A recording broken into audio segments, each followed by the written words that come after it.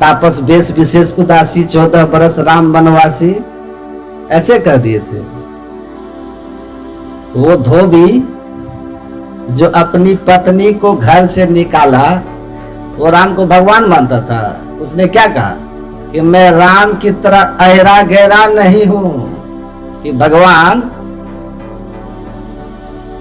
राम को आप अपने सामने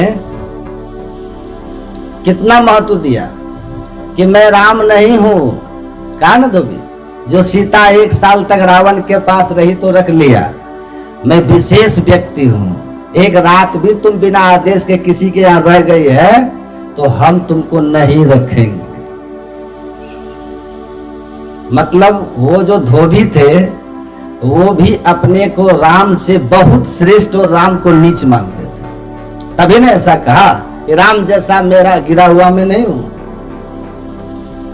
आप लोग समझिए, राम इसीलिए अपने उपदेश में अपनी प्रजाओं को कहे, कहा हूं करहूं जो तुम्हें सुहाय।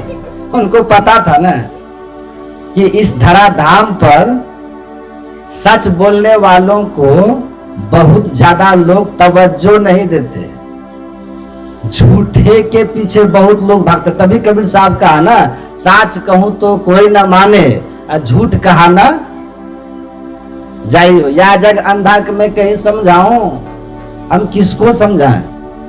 सब तो अंधे बने हुए उसी ओर चलते हैं जिस ओर चल के नरक का द्वार खुलता है।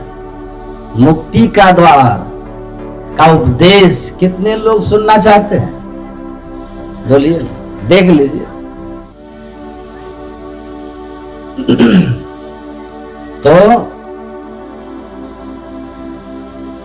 सत्य की बात महापुरुष लोग इस धरती पर आकर के समय समय पर कहते रहे। भगवान श्री राम कहते हैं, बहुत भाग्य की बात है कि आप मनुष्य शरीर में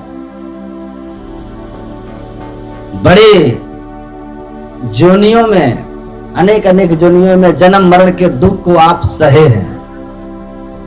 याद दिला रहे हैं, हर एक शरीर में आप गए हैं, उस शरीर में रह करके दैहिक दैविक भौतिक तीनों तरह के कष्टों को भोगे हैं। फिर आयु पूरी हुई तो सब कुटुंब परिवार जो बसाए आप, मौत के झटके से सब से आप अलग हो गए। फिर दूसरे शरीर में गए, फिर वही भोग किए, और फिर वहां से मौत का झटके से फिर छूटा।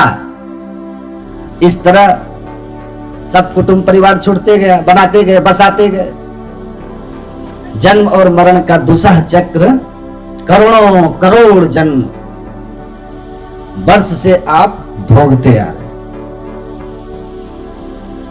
अब ईश्वर की कृपा से देव दुर्लभ शरीर मिला है, तो स्मरण रख लीजिएगा कि जो काम उन योनियों में किए ये काम इसमें भी मत कीजिएगा, और नहीं तो फल क्या होगा?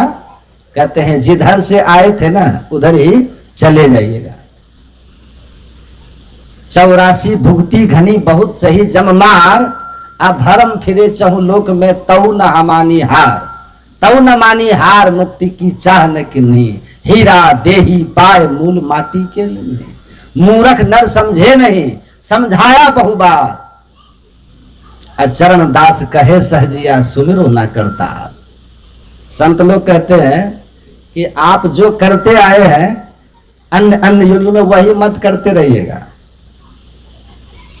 एक राजा शिकार खेलते हुए जंगल गए, जंगल में मार्ग भटक गए। राजा सुन रहे हैं कि नहीं? तो रात्रि हो जाने पर एक लकड़हारे के यहां रात्रि विश्राम किए। राजा प्रातः काल हुआ तो लकड़हारे को कहा कि तुमने रात में मुझे आश्रय दिया, जो रूखा सूखा था तूने खिलाया, तुमको किसी तरह का जीवन में कष्ट हो तो हमको बताना।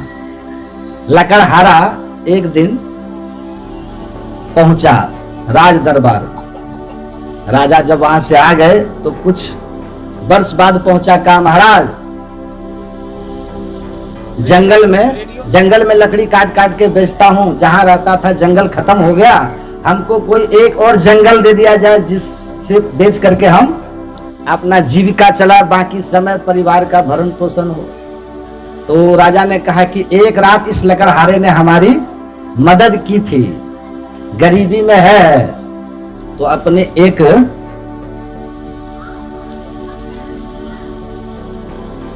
दरबारी को बुला करके कहा राजा ने कि जाओ इसकी गरीबी हमेशा के लिए दूर हो जाए, इसको चंदन वाला जंगल दे दो। चंदन की महंगी लकड़ी काट करके बेचेगा तो धनवान हो जाएगा।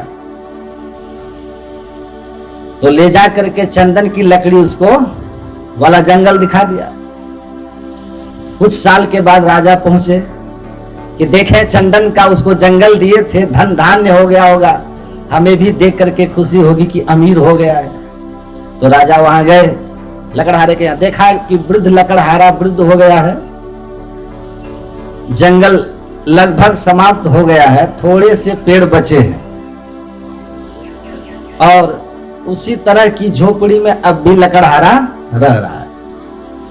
तो राजा को आश्चर्य हुआ कि जितने चंदन के पेड़ थे उनमें से तो 10 पेड़ बेच दे तो आदमी को लाखों रुपये हो जाए, और इसने सैकड़ों पेड़ काट डाले और अब भी झोपड़ी में भी है, इसको तो करोड़पति होना चाहिए। राजा ने उस लकड़हारे से कहा भाई तुमको इतना सुंदर महंगा हम वृक्ष जंगल का दिए और तुम्हारी अभी भी झोपड़ी में वही दारिद्रता जीवन में, तो ये दरिद्रता, ये गरीबी और लकड़ियां खत्म हो गई, ऐसा क्यों हुआ? क्या किया तुमने इन लकड़ियों के साथ कि दरिद्रता ही रह गई है? कहा महाराज वही जो पहले लकड़ियों के साथ करते रहे। कहा पहले क्या करते थे तुम? कहा लकड़ी काट करके उसको जला करके कोयला बना करके बाजार में ले जाके बेचते थे। आपने जो जंगल दिया इसको भी काट करके इसको जला करके कोयला बना करके बाजार में बेचे। राजा ने सिर पीट लिया, कहा जाने मूर्ख, ये जंगल चंदन का था, जलाकर कोयला बना दिया तो सब लकड़ी समान हो गई। अगर इसको तुम बिना जलाए सीधे लकड़ी लेकर के गए होते तो एक पेड़ के पूरे लकड़ी को बेच करके ही तुमको लाखों रुपए हो गए होते। तुमने ये क्या किया जी? जो करते रहे वही किया, अनमोल खजाना हाथ लगा और फिर भी दरिद्रता रह गई, व्यर्थ चला गया सब। यही बात भगवान श्री राम कर रहे हैं कि 84 लाख योनियों में रह करके जो किए हो वही मत इसमें भी कीजिएगा। इस बार चंदन वाली लकड़ी है, जला करके कोयला बना के मत बेच दीजिएगा। अन्य योनियों में आप जो रहे हैं केवल 5 कर्म किए हैं, 5 कर्म, 5 विषय का पंच ज्ञानेंद्रियों से भोग, यही देवता के शरीर में भी हुआ है। तो कहते हैं आप विषयों को भोगते हुए, सब शरीरों में दुख सहते हुए, जन्म मरण भोगते हुए ईश्वर की कृपा से मनुष्य शरीर में आए हैं। तो इस शरीर में आप आए हैं तो आपको क्या करना चाहिए? इसको जान लीजिए। इस बार चंदन है, कोयला नहीं बनाना है, भगवान यही समझा रहे हैं। न तो दुख दरिद्रता जाने वाली नहीं है, जन्म मरण का चक्र छूटने वाला नहीं है। यही तन कर फल विषय न भाई। भगवान श्री राम कहते हैं देखो अन्य शरीरों में भोग करते आए हो, क्योंकि सब शरीर भोग प्रधान थे। ये शरीर साधन धाम है, इसको भोग धाम मत बना देना, वरना वही गति इस शरीर को पाकर के होगी जो पहले के शरीरों में हुई है। तो हमको क्या करना है? भगवान राम कहते हैं भोगी मत बनिएगा, विषयों के भोगी बन करके मत रह जाइएगा। अपने आप को भोग में जोग जगावे रे भाई, सोई सदगुरु संत कहावे। आपको भोगों में रह करके योग करना है, समझ रहे हैं? केवल भोग में नहीं रहना, नहीं तो सिर धुनी धुनी पछताए। भगवान राम कहते हैं भोग के लिए नहीं मिला है, 84 लाख जोनियों में जाओगे, नरक का भोग भोगोगे और फिर अनंत काल तक जन्म मृत्यु के सिलसिला में फंस जाओ।